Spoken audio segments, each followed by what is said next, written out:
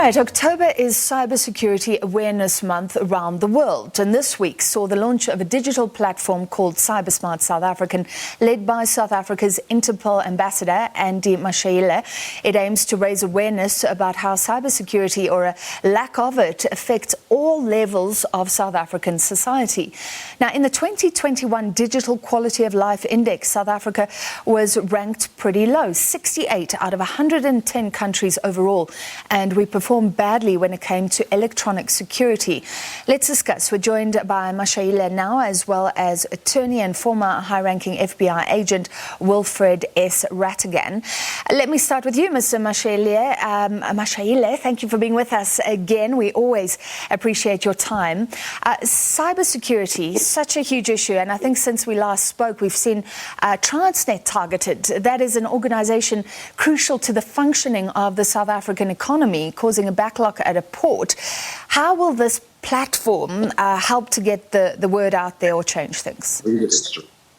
Thank you very much for having me on this heavyweight champion show in the afternoon of all other stations. Let me quickly take you to the year 2025. By 2025, the cost of cybercrime will be 10 trillion US dollars. Let me quickly bring you back to 2021. By 2021, it was predicted that the cost of cybercrime will be 6 trillion US dollars. And yes, indeed, it is 6 trillion US dollars. On the West Performance Ratings, South Africa is the third country with the poorest safety and security. And how much are people losing as a result of breaches annually in South Africa? 2.2 billion rands. When you calculate that 2.2 billion rands by the next 4 years until up to 2025, you and I can assume the basic mathematics to say we would be losing in the region, inclusive of this year, we would be losing in the region of 10 billion rands. Yeah. It is against that backdrop. Can I ask you there, just to make it very simple, how do we lose? Is that through productivity lost, computers not working at big organizations, sometimes even the ransoms paid? How does it work? The people in the cybersecurity systems are, in most instances, the weakness from a information and digital space protection. The people who click on links that they were not supposed to click on and download or upload malware onto their servers, and from those servers you find things like your ransomware, your all other malwares that would then be used to steal data and to steal identities of people, ordinary consumers, and data for big companies. That contributes towards the loss, the financial loss. Companies in South Africa and worldwide have paid ransom, and that has cost the economy. That's how that's one of the ways in which we lose this big amount of money. Mr. Rattigan, you are with us, I believe. What is the problem here? You have a lot of experience in this field.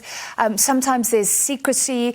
We don't always know what happens when big targets are targeted, because I guess they don't want to talk about ransoms paid and things like that. Or just so many South Africans, Mr. Mashaile, talking about ordinary South Africans who just don't know how this all works. Well, thanks for having me, and greetings to all my South African colleagues, friends, and family members. Let's start with the most popular scheme. It's called the Man in the Middle. Used to be called Man in the Middle. It's now called the Business Email Compromise Scam. And that scam spans a plethora of industries. And the issue with that right now is, as Andy mentioned, it stems from a failure of people to pay close attention to protocols. It happens because of two reasons, primarily. One is social engineering, and the other is computer intrusion. And when I was in South Africa, most of it happened because of social engineering. Now, we did have one case where, and it's an interesting case, where a Nigerian national actually He was arrested, convicted, spent time in prison in the U.S., was deported to Nigeria, and he continued with his scheme. And his scheme was primarily on getting the strips on the back of your ATM cards. He purchased those in the dark web. And what he did was he sent them to the U.S., and he had literally dozens of mules. And at a certain point, they were instructed to cash out at all ATM machines within their vicinity. And in 3 hours, they stole about $10 million. Now, what he did was he did not set foot in the United States. He controlled and conducted all of this from Nigeria. And he had them send the money, wire the money to a third person, not him. He had nothing to do with it. If you look at it from an investigative point of view, he had nothing to do with the crime. However, what he did, he flew to South Africa, and he would have those people transfer the funds to him in South Africa. And that's how we caught him. It was a very nice operation, but you can't, it's hard to protect yourself except you follow protocols and do what Andy just suggested that you do, which is, you check your email, two-way authentication, and so on and so forth. Well, Mr. Rattigan, I mean, you're talking about people who are incredibly clever. Mr. Mashaile talking about an economy that can't afford to lose much more, and South Africans are struggling already. So you're saying follow the protocols. I'm interested. When you were at the FBI, did the systems there feel rock solid? Was even the FBI vulnerable? It seems like this is something that governments, huge organizations around the world are grappling with. Well, no organization is safe, simply because no software program is 100% foolproof. You have to keep testing, and you should never rest on your laurels simply because you haven't been hacked. Because at the end of the day, you're talking about people, and there's always a possibility of phishing or spear phishing, where people are targeted and they give away personally identifiable information without even knowing it. Let's go back to the business email scam, for example. And if you talk about the scale of international, transnational organized crime and their involvement, this is the perfect example. What they do is they do one of two things. They either get into your system themselves through hacking, social engineering, or they pay groups of people who are specialists in doing this, like the Ukrainians and the Romanians.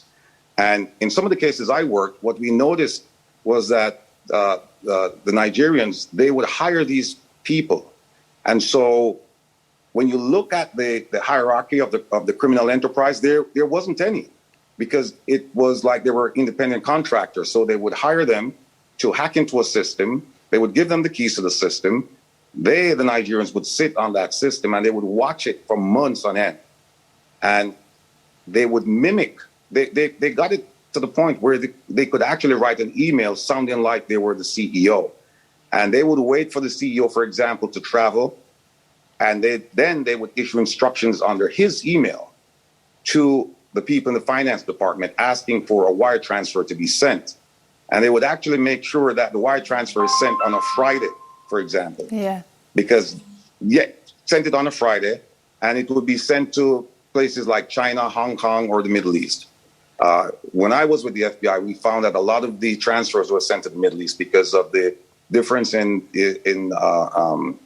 work week and time zones. So by the time you figured out that there was a fraudulent transfer, the money was already picked up. I mean, we even had videotapes of people in China walking into banks with suitcases, and they would withdraw the funds from their legitimately established accounts.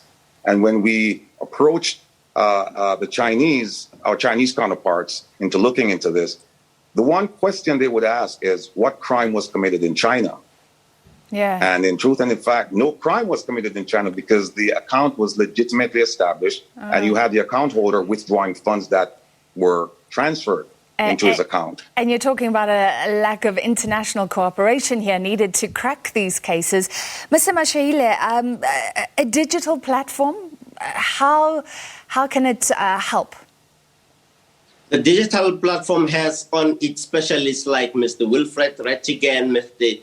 Herb Nelson, with a sizable experience in terms of cybersecurity intelligence, many other people, experts who then create and upload or populate the digital platform with critical and strategic information that would help to transform the behavior of the individuals sitting behind monitors in offices.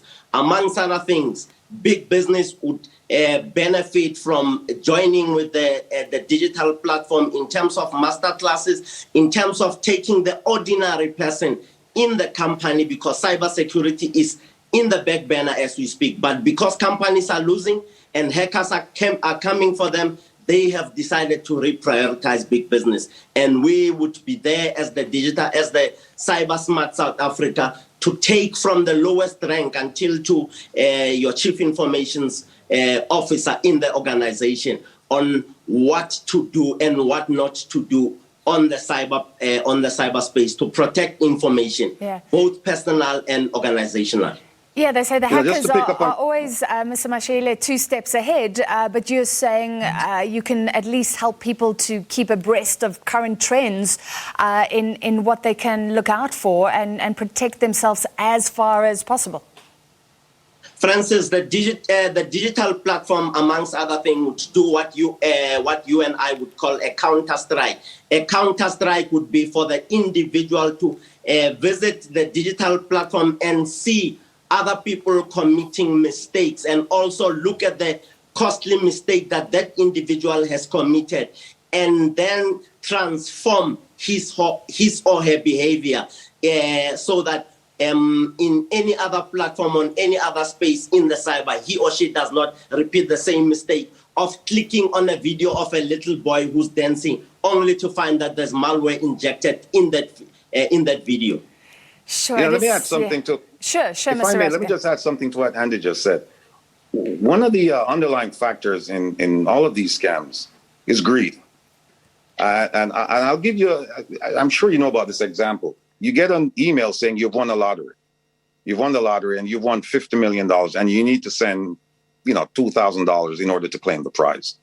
I used to get those on a regular basis. When I say I, meaning within my organization, we used to get those complaints. Yeah. And one of the things I instructed my subordinates to ask the complainant was this: did you enter the lottery? And if the answer is no, then how do you expect to win something you didn't enter? But they're lured by prizes, and a lot of times it's also greed. I had a South African friend of mine who talking about romance scams now. She got a picture of a very handsome looking man, and they started a conversation, and he promised her the world. He told her that he was in Nigeria, and he was a middleman in purchasing coca for Coca-Cola, and that he was stranded and he needed money. And she reached out to me, and to make the story short, I asked her where was he based. Fortunately and fortuitously, the address he gave her was not too far from where I live in the United States. And I checked out the place, and it was an abandoned house. Sure. And I told her, I said, no, the person you were talking to is not the person whose picture you have, over your nightstand. Yeah, and look, this is a whole new discussion. Romance scams rising, and I guess what you're pointing out is that old saying, if it looks too good to be true, it probably is. We have to leave it there. Thank you for this fascinating discussion. That was the Interpol ambassador to South Africa and cybersecurity strategist Andy Mashaile, as well as Wilfred Rattigan, attorney and former FBI agent.